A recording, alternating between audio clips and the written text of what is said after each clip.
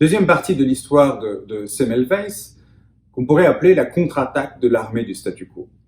Parce que lorsque Semmelweis a mis en place son objet clé, à savoir cette bouteille d'eau de Javel avec ce panneau demandant aux médecins, aux chirurgiens en particulier, de se laver les mains à l'eau de Javel avant d'entrer dans les salles d'accouchement, eh bien, sans savoir, il a fait une provocation gigantesque. Il a fait quelque chose qui est de l'ordre d'une offense impossible à accepter pour les chirurgiens et les professeurs de l'hôpital. Pourquoi? D'abord parce que dans l'esprit de la communauté des médecins, ils sont là pour soigner les gens. L'idée que ça soit eux qui transportent quelque chose qui tue les malades, c'est quelque chose d'inacceptable. Première provocation.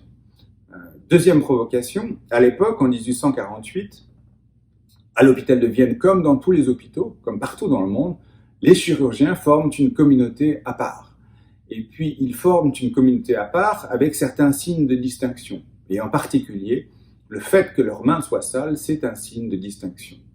Vous voulez savoir lequel dans une pièce remplie de médecins est le chirurgien, regardez ses mains, si elles sont sales, c'est le chirurgien. Et, j'ajoute, plus les mains sont sales, plus c'est un expert, parce que ça veut dire qu'il a fait beaucoup d'opérations.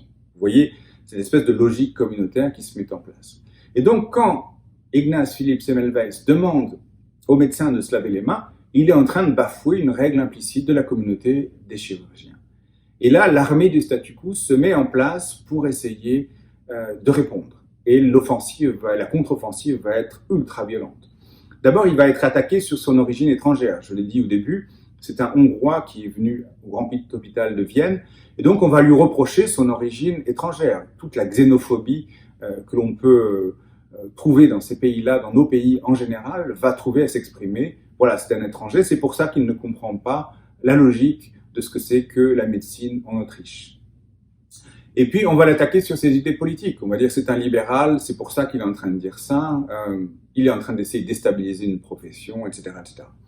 Mais l'offensive ne va pas s'arrêter à une sorte de harcèlement politique, moral, xénophobe.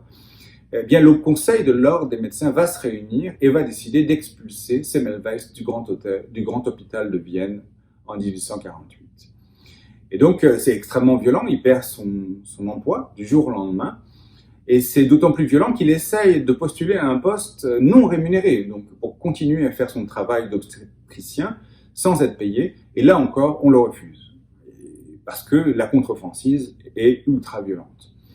Et donc voilà, il tombe en dépression assez naturellement, et puis au bout d'un moment, il part de Vienne, il dit « je ne veux plus avoir affaire avec ces gens-là », il retourne à Pest en Hongrie, et puis il essaie de continuer son combat sous la forme de livres en expliquant ce qu'il a fait.